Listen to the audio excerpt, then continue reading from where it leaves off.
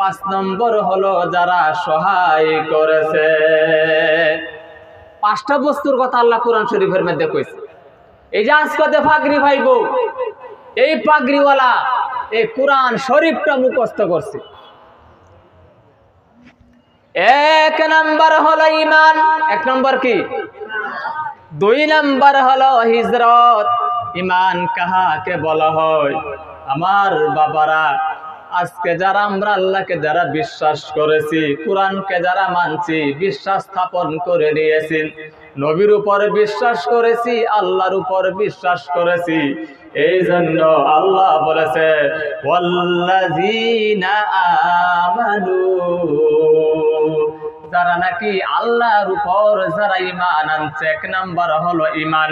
ওয়াহাজারু, আর যারা হিজরত করেছে, হিজরত কাকে বলা হয়? এই কথাটা আমাদের জানার দরকার আছে না নাই? জোরে কোন আছে না? যে দেশের মধ্যে মাদ্রাসা নাই, যে দেশের মধ্যে দিনের পরিবেশ নাই, যে জায়গার মধ্যে খারিজি মাদ্রাসা নাই, যে জায়গার মধ্যে হাফিজি মাদ্রাসা নাই, ওখান থেকে যদি 1000 কিলোমিটার দূর হয়, সেইখানে গিয়া মাদ্রাসা পড়া, এলিম শিক্ষা করার নাম হলো হাজারু। সুবহানাল্লাহ, সুবহানাল্লাহ। এই দেশের থেকে 1000 কিলোমিটার ভ্রমণ করে গিয়া সেখানে ইলম শিক্ষা করার নাম হলো ওয়াহাজারু ওয়াজাহাদু ফি সাবিলিল্লাহ। সুবহানাল্লাহ।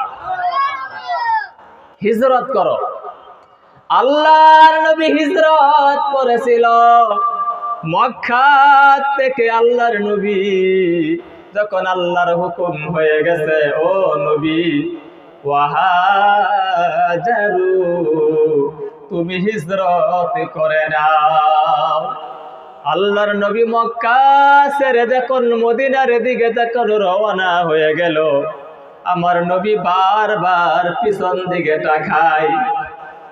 আল্লাহর নবী বলে, আমি মক্কার কোনো দোষ করি নাই, কোনো অন্যায় করি নাই, কারো অপরাধ করি নাই। আল্লাহর হুকুম হয়ে গেছে, আমার দেশ ছেড়ে দিতে হলো, মক্কায় ছেড়ে দিলাম। আল্লাহর নবী পাহাড়ের দিকে তাকায়, মরুভূমির দিকে তাকায়। পাহাড়ের মহব্বত ছাড়তে পারে না, মরুভূমির মহব্বত ছাড়তে পারে না, কিন্তু ওয়াহাজারু, হিজরতের হুকুম যখন হয়ে গেছে, আল্লাহর নবী মক্কা ছেড়ে ছেড়ে মদিনার দিকে রওনা হলো। এই জায়গার মধ্যে মাদ্রাসা আছে, আল্লাহর নবী মক্কা ছেড়ে মদিনা গেছে। এই হাফিজি মাদ্রাসা আজকে দিয়ে পাগড়ি পাবে। একজন পাগড়ি পানেওয়ালাকে জিজ্ঞাসা করবা, তোমার বাড়ি কই? বলে আমার বাড়ি হলো গোলাঘাট। বলে তোমার বাড়ি কই? বলে আমার বাড়ি হলো জুরিয়া। তোমার বাড়ি কই? বলে ময়রা বাড়ি। তোমার বাড়ি কই? বলে আমার বাড়ি হলো হুজাই। তোমার বাড়ি বলে লঙ্কা। একজন পাগড়িওয়ালার বাড়ি এক এক দেশে, সত্যি কিনা জুড়ে কর। এই ছাত্রগুলি বাড়ির থেকে যে সময় বের হয়ে যায়, বাড়ির থেকে যে করে বের হয়ে যায়, বারবার পিছন দিকে তাকায়, মার মুখের দিকে তাকায়, বাবার মুখের দিকে তাকায়। ছোট্ট বাচ্চা মনে মনে ভাবে, আমার বাবা আশা করেছে হাফিজ হওয়ার জন্য, আমি যদি একটা পাগড়ি পাই, আমার বাবার জানাজাটা পড়াইতে পারবো।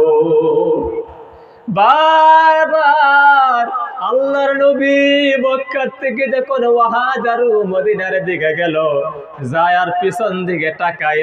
মাদ্রাসার ছাত্র বাড়ির থেকে যখন বাইরে হয়, বারবার পিছন দিকে মার দিকে তাকায়। সত্যি কিনা জোরে কোন? এই ছোট্ট ছোট্ট বাচ্চাগুলি মনে মনে ভাবে, আমি কোন দেশের অপরাধ করি না, অন্যায় করি না, একমাত্র ওয়াল্লাযীনা আমানু ওয়াহাজারু। জোরে কর সুবহানাল্লাহ। এই মাদ্রাসা